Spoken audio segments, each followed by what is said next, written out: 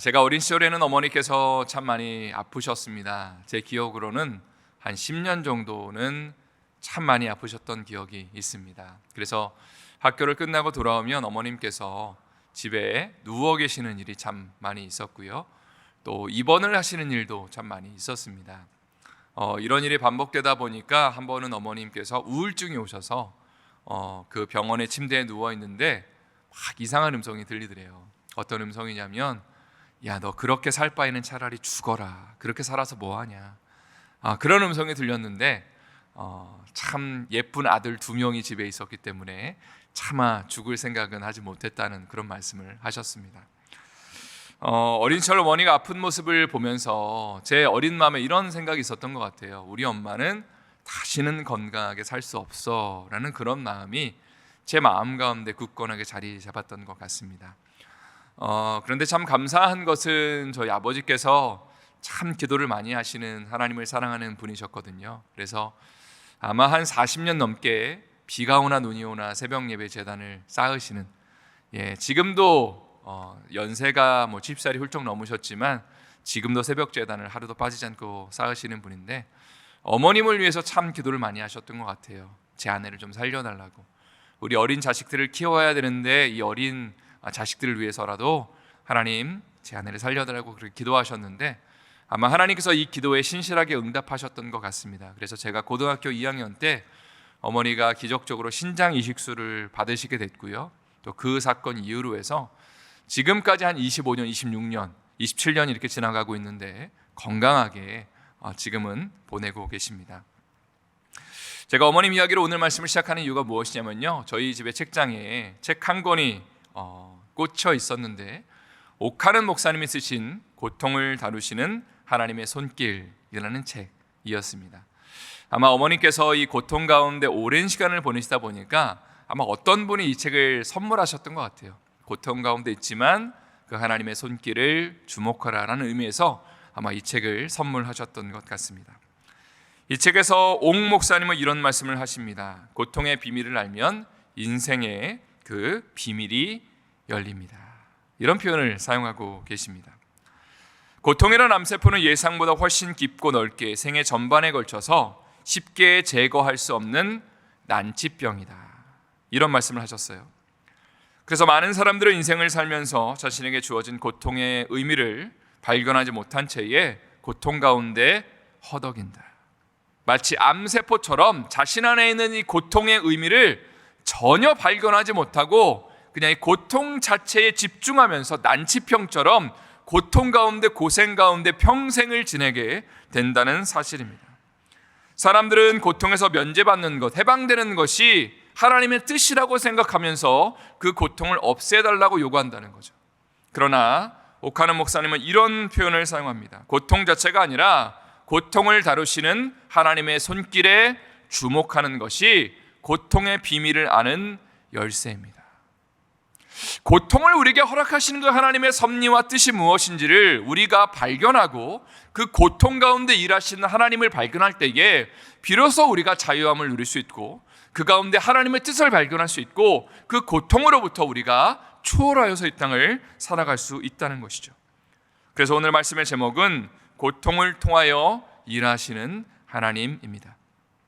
오늘 본문을 통해서 한번 하나님이 우리의 삶 가운데 어떤 고통의 그 역사를, 그 일하심을 허락하시는지를 살펴보기를 원하는데요, 1절의 말씀을 한번 다 같이 읽어보도록 하겠습니다. 1절 말씀 읽겠습니다.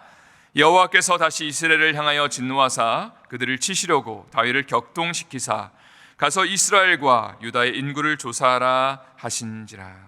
여기 보니까 맨 처음에 여호와께서 다시 이스라엘을 향하여 진노하셨다라고 되어 있죠. 그러니까 이전에도 한번 진노하신 사건이 있었고 그리고 다시 이스라엘 백성들을 향해서 진노하셨다라는 표현입니다.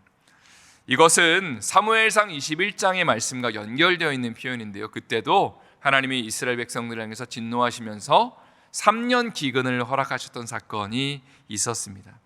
3년 동안 비가 안 오니까 다윗이 하나님 앞에 기도하죠. 하나님, 어쩐 일입니까? 왜 비가 안 옵니까? 그때 하나님이 이렇게 말씀을 하십니다. 사울 왕이 생전에 기브온 사람들에게 했던 잘못된 일로 인해서 지금 기근이 발생한 거다. 그래서 이야기를 듣고 다윗이 나름대로 이 일을 처리하는 것을 저희가 지난주에 나누었습니다. 오늘 본문에서도 이런 표현이 등장하는데 중간 부분에 보니까 하나님이 또다시 이스라엘 향해서 진노하실 일이 생겼다라는 그런 표현이 나오죠. 여기서 하나님이 그들을 치시려고 다윗을 그리고 격동시키셨다라고 되어 있습니다. 그러니까 여기서 격동시키셨다는 그 표현이 지금 다윗의 마음을 죄 지으려고 죄짓게 이렇게 마음을 꼬드겼다는 표현이 아니고 다윗 안에 있는 마음, 하나님을 기뻐하시지 않는 지금 이제 인구 조사를 하려고 하는 그 마음을 그냥 내버려 두셨다. 그냥 그것을 하도록 그냥 허락하셨다라는 표현으로 격동시키셨다라는 그 표현을 이해하시면 좋을 것 같습니다. 미국에서도 10년마다 인구 조사라는 것을 하고 있습니다. 보니까 2020년 4월에 했던 인구 조사가 이제 미국의 제일 마지막 인구 조사고요. 참고로 10년마다 공식적인 인구 센서스를 하고 있습니다. 지금 미국의 인구가요, 공식적으로는 3억 3,100만 명이라고 하고요. 가장 인구가 많은 주가 어딘지 아십니까? 캘리포니아 주인데 무려 3,900만 명입니다. 대한민국의 인구보다 조금 덜한 인구가 캘리포니아 주 한 곳에 살고 있습니다. 또 펜실베니아 주는 인구가 몇 명인지 여러분 알고 계십니까? 참고로 5번째로 많은 인구를 갖고 있는데 조사를 보니까 1,300만 명이 무려 이 펜실베니아 주 안에 살고 있습니다. 또 인구가 가장 적은 주는 와이오밍인데 56만 명이 살고 있다고 합니다. 미국에서는 인구 센서스가 참 중요한 이유가 몇 가지가 있는데 그 중에 하나가 이 인구에 따라서 그 주의 인구에 따라서 이제 하원 의원의 숫자를 조정을 하고요. 그리고 또 대통령 선거인단의 숫자를 또 조정합니다. 또 센서스를 할 때마다 한인들을 대상으로 해서 센서스에 꼭 참여하라는 그런 이야기를 많이 들으셨을 겁니다. 2020년 언저리에. 왜냐하면 한인 인구의 숫자가 많이 또 조사가 되어야지 그에 맞는 좋은 정책들을 펼칠 수 있기 때문입니다. 그런데 다윗이 살고 있는 시대의 인구를 조사했던 주요 목적은 두 가지가 있었는데 첫 번째는 세금을 많이 거두기 위함이었고요. 두 번째는 군대를 동원하기 위함이었습니다. 오늘 본문에 보니까 다윗은 요압 장군에게 단에서부터 브엘셰바까지 모든 이스라엘 사람들의 숫자를 좀 조사해라 라는 그런 명령을 내립니다. 그런데 이런 명령에 대해서 요압은 다음과 같이 반응을 하는데요. 3절 말씀을 한번 보도록 하겠습니다. 3절 말씀 한번 읽겠습니다. 요압이 왕께 아뢰되 이 백성이 얼마든지 왕의 하나님 여호와께서 100배나 더하게 하사 내 주 왕의 눈으로 보게 하시기를 원하나이다. 그런데 내 주 왕은 어찌하여 이런 일을 기뻐하시나이까 하되. 요압은 지금 인구조사를 하는 다윗의 의도와 목적을 너무나 잘 알고 있죠. 그러니까 이렇게 말하는 거예요. 인구조사하지 않아도 임금님 충분히 하나님께서 이 백성을 복주시고 100배나 더하게 하실 줄을 믿습니다. 그런데 이거 왜 하십니까? 안 하셔도 됩니다 라고 이야기를 하는데요. 자꾸 다윗이 독촉을 하다. 그래도 한번 해보라고. 그래도 자꾸 해보라고 하니까 요압이 그러면 오케이 하겠습니다라고 그 말에 마지못해 순종하는 모습을 보게 됩니다. 사실 이러한 모습은 다윗의 평상시의 모습은 아니라고 할 수 있어요. 하나님 앞에 순종하고 정말 순수한 마음을 가지고 하나님을 따랐던 그 다윗의 모습이 아니라 그냥 인간적인 마음을 가지고 그렇게 행하는 다윗의 모습을 볼 수 있습니다. 요압은 이스라엘 사람들을 사방으로 보내서 인구 조사를 하게 되는데 얼마의 시간이 걸렸냐면 9달 20날이 걸렸다라고 되어 있습니다. 한 10개월 정도가 무려 걸렸다는 것인데요. 아마 이렇게 많은 시간이 소요됐던 이유는 뭐냐면 당시에 무슨 전화기가 있었던 것도 아니고 컴퓨터가 있었던 것도 아니니까 사람들이 다 일일이 다니면서 인구 조사를 해야만 했습니다. 또 그만큼 이스라엘 백성들의 숫자가 많았다는 이야기가 되겠죠. 이제 9절 말씀을 한번 읽어보도록 하겠습니다. 9절 말씀 한번 저희 읽어보도록 하겠습니다. 요압이 백성의 수를 왕께 보고하니 곧 이스라엘에서 칼을 빼는 담대한 자가 80만 명이요 유다 사람이 50만 명이었더라. 인구조사의 결과가 나오는데 전쟁에서 싸울 수 있는 사람이 지금 이스라엘의 80만 명, 북이스라엘 쪽에 남유다의 50만 명이었다라고 나와 있습니다. 참고로 전 세계 제일 많은 군인을 보유하고 있는 나라가 어딘지 여러분 아십니까? 전 세계에서 제일 많은 군인을 보유하고 있는 나라가 어딜까요? 예, 중국입니다. 228만 명의 군대의 숫자를 보유하고 있고요. 2위는 인도, 3위는 미국, 4위는 북한. 북한이 무려 101만 명의 군대를 보유하고 있고요. 대한민국은 50만 명을 보유하고 있습니다. 근데 이스라엘과 유다에 싸울 수 있는 사람의 숫자가, 물론 이것은 군대의 숫자는 아닙니다. 싸울 수 있는 장정의 숫자가 총 130만 명이라고 한다면 상당히 많은 사람들이 이제 군대에 동원될 수 있다는 것을 의미하는 것이죠.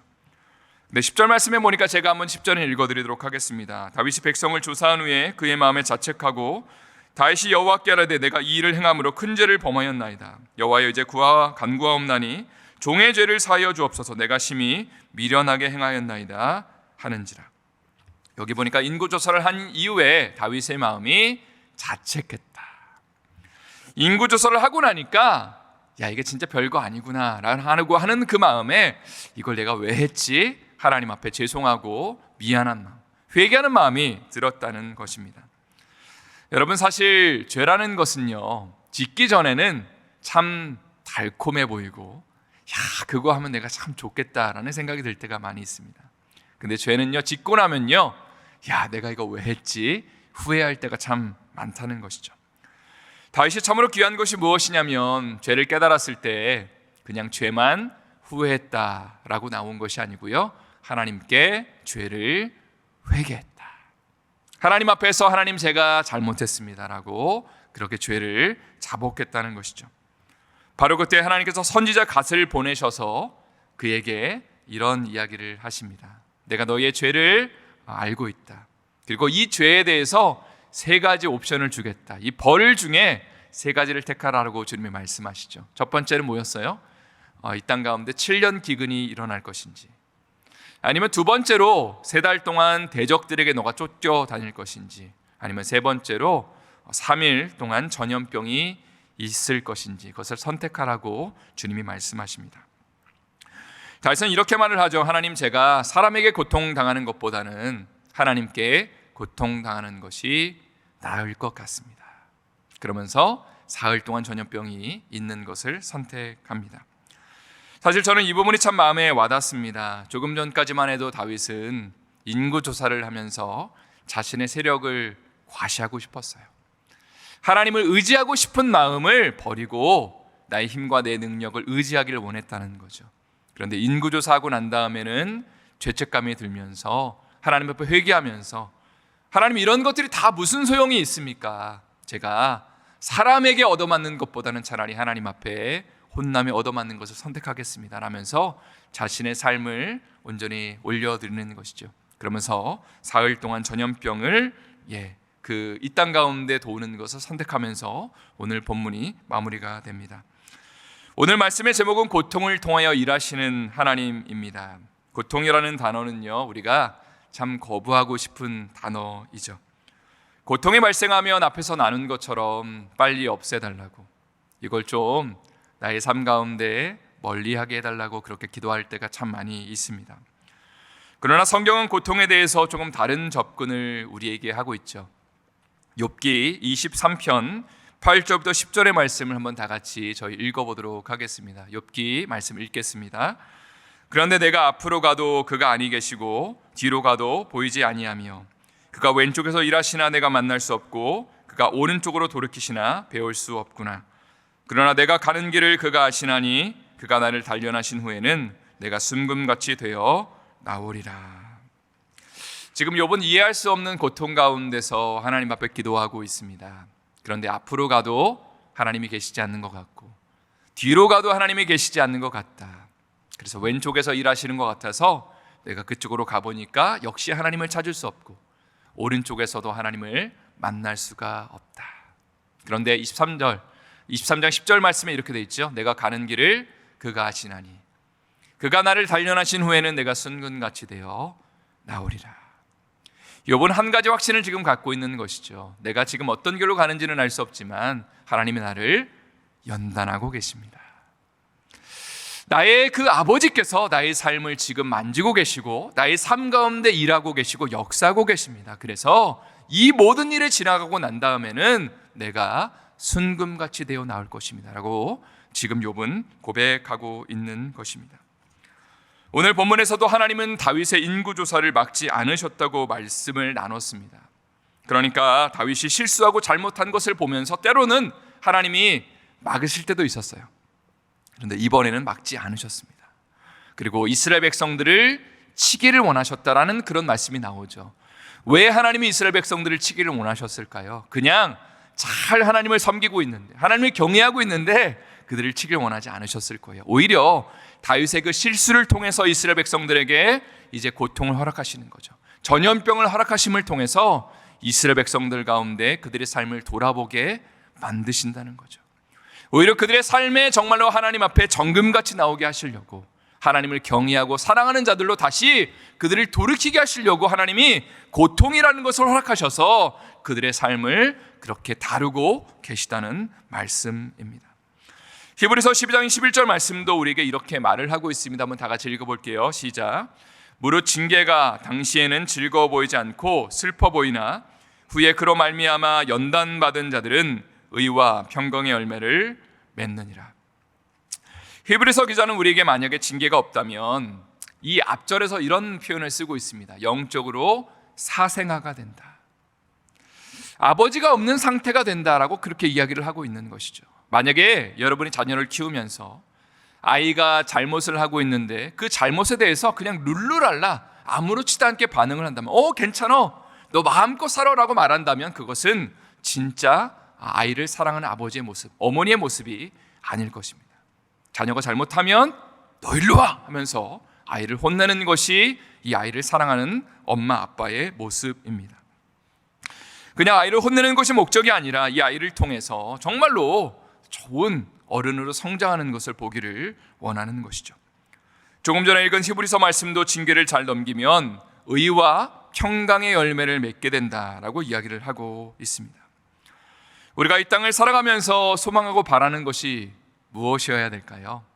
그냥 단순히 하나님이 우리의 삶 가운데 복 주셔서 돈 많이 벌고 좀 떵떵거리면서 큰 집에서 사는 것이 우리가 소망하고 바라는 것이 되어서는 안 되겠죠.